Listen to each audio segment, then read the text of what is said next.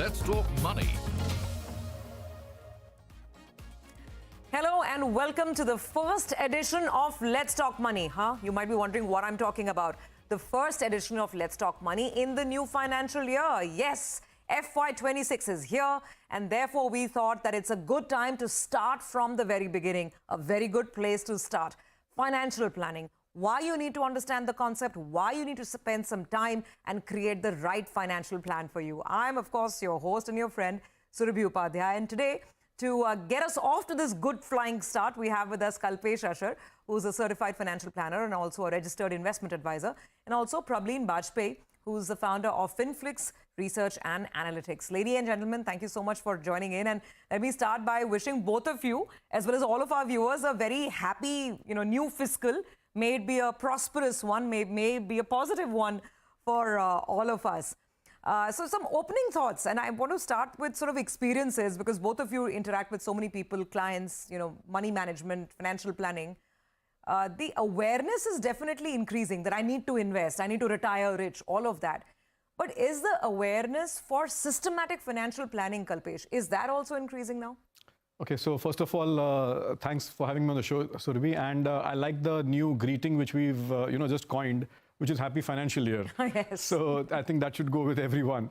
So answering this question, Surabhi, surely financial planning, and I would put it in perspective, personal financial planning has come a long way. I think in the last 15, 20 years when before this, term was not even known to people and everybody just knew what are markets and what is fixed deposits, the concept of personal financial planning has really grown. And I would still like to add that there's a long way to go considering that we are evolving so fast in our finances, in our economy, on a personal level, everywhere. And nothing is more important than everyone's individual personal financial plan. Absolutely. Because if you can't make this as a generalized statement, it's everybody has got a different profile, everybody has different types of challenges, and everybody has different capacities to fulfill his financial life. So financial planning per se has evolved. Sure. And earlier, which we used to just look at investments, now it's become more of a life planning concept. Which is exactly what I wanted to talk about, and just, bring in Prableen before we get down to the nuts and bolts of it.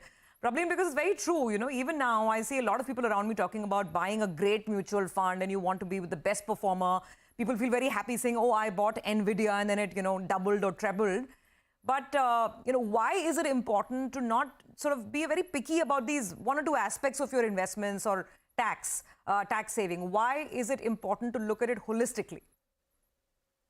So I think Kalpesh has already covered it. And Surabhi, it's so important because when we talk about investment planning or tax planning, that's a small component of the overall concept of financial planning. So financial planning and how you're going to manage your cash flows, your taxes, your investments, these are all the smaller parts within this overall journey.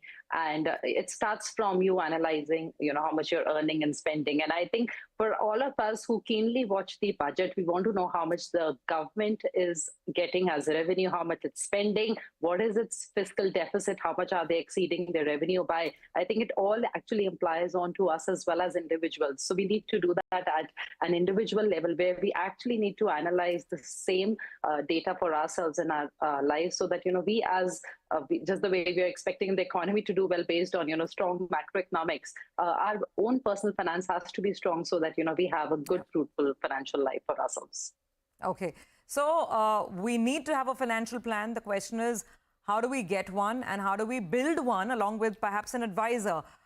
So what are the first steps? So the first sort of principles, Kalpesh, that one must keep in mind. So the crux of a financial plan, it should be directional and it should be goal-centric.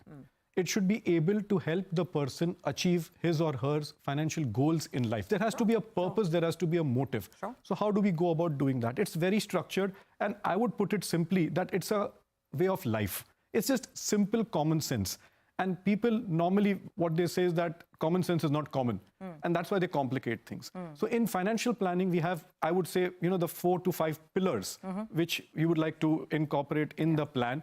First and foremost is the cash flow, which is nothing but enumerating your income and expenses. Very, very important, nothing but a personal budget. Absolutely. And many individuals, many people who think they are financially savvy don't even, honestly speaking, know how much they spend per month. Sure. It gets down to that level. Yeah. And that is where the root cause of all problems lie. Sure. So first is understanding your personal cash flow. Sure. Second is, more importantly, understanding your personal net worth.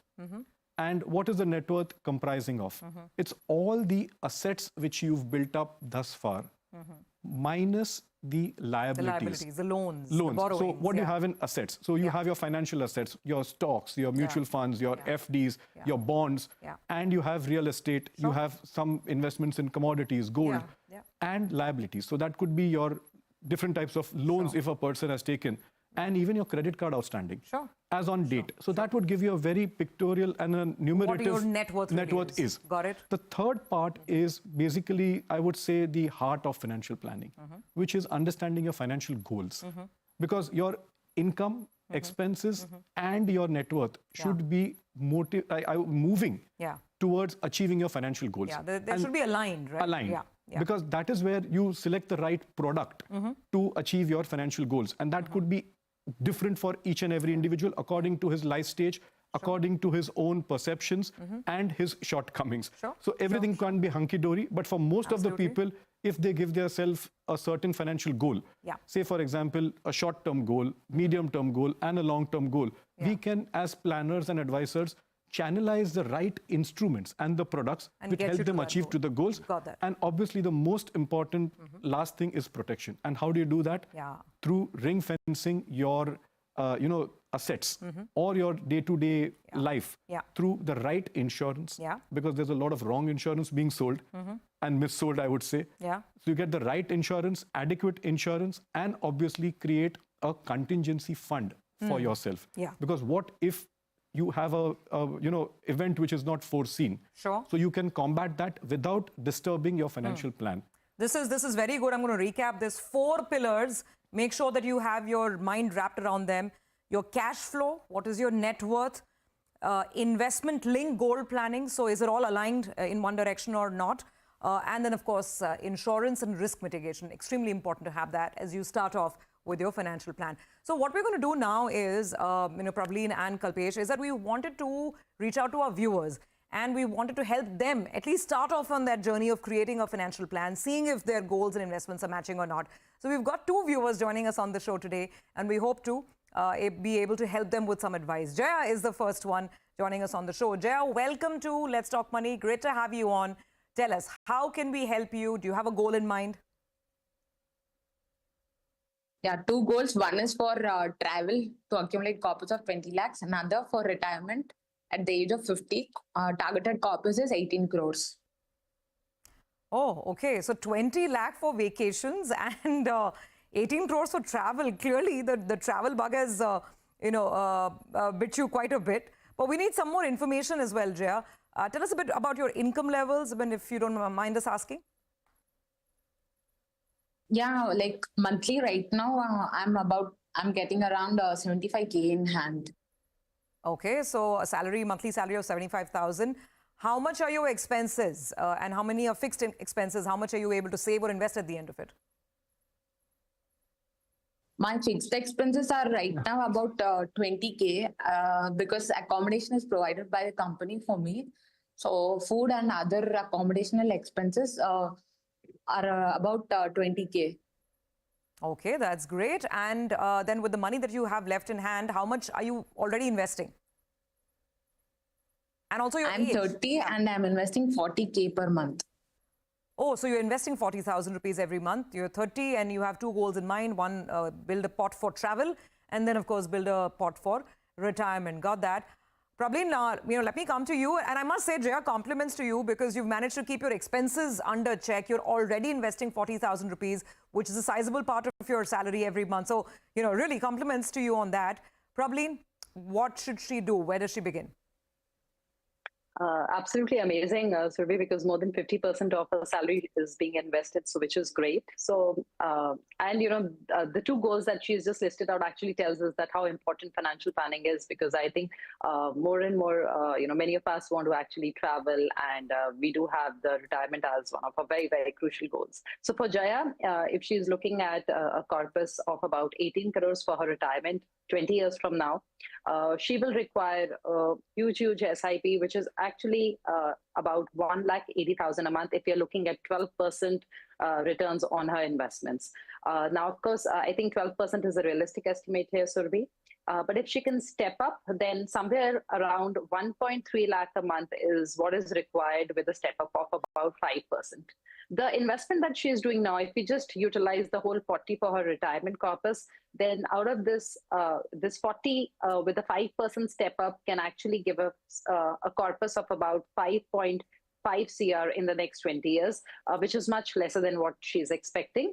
And this 18 crores, what she wants in 20 years, would have a value of roughly 5.6 crores as on date. So the 18 crore in 20 years will be worth 5.6 crores of because today. of inflation. And so for her, and for her travel goal, if you're looking at 20 lakhs without inflation, then all she needs to do is an SIP of 2,000 per month for the next 20 years. But if you're looking at a 6% inflation here, then the corpus need becomes bigger, about 65 lakhs. Then she requires about 6,500 per month for her travel goal. So inflation is something which really needs to be kept in mind. And we are not taking this 20,000 monthly expense, I think, to calculate her retirement requirements, because, I think it's really, really small as compared to what it would be if she's not getting the accommodation and once she has a bigger family size, perhaps. Okay, so could you just repeat the advice on the SIP that she needs? She's already doing 40,000. So Yes. if she were to, either she has to obviously reduce her aspiration in terms of how much she wants to create for travel or retirement, or what is the other way, workaround, if at all? So travel without inflation is only 2,000 a month, Surabhi, which is easily doable. Travel with inflation is also about 6,500 a month, which is, again, I think not much because she's doing 40. But the 18 crore corpus, that actually requires a 1.8 lakh a month SIP, which is big. And she's only doing 40. So, 30 gone out of it. So still, there's a huge gap there. And if she's doing a step up, then it can help. But probably she could just keep doing her 40, and as and when the salary increases, she keeps increasing. Hopefully there will be a bigger jump in the salary, but for now she needs to sort of trim down on the corpus that she's planned for herself. Okay, so a bit of a reality check sometimes is required. Kalpesh, very quickly before we move to the next query, what would you advise there? So I think absolutely Prableen has covered the thing. Just my a little bit of input from my end regarding her travel goal, which she's putting. So rather than keeping the burden on the SIP, I would just ask her to divert, if she's getting any bonus or ad hoc pay in her job, of creating a corpus towards the travel expense. Okay. Because that is like a luxury. Yeah, and you don't want to wait, 20 years to travel. You want to do it in the next 5 years. 5 years. So if she gets any bonus or an ad hoc, increment or something, that much part she keeps as a dedicated lump sum for a travel expense. And let that compound. And let that compound. And in that, even if not 20 lakh, I think again, it's more about human behavior. If she's able to manage 5 lakh, she might as well go on a trip worth 5 lakh and enjoy that money. Why wait till 20 lakh? Absolutely. Take your point entirely. All right, we'll take a very quick break on that note. On the other side, we connect with one more viewer, try and get another financial plan going for them.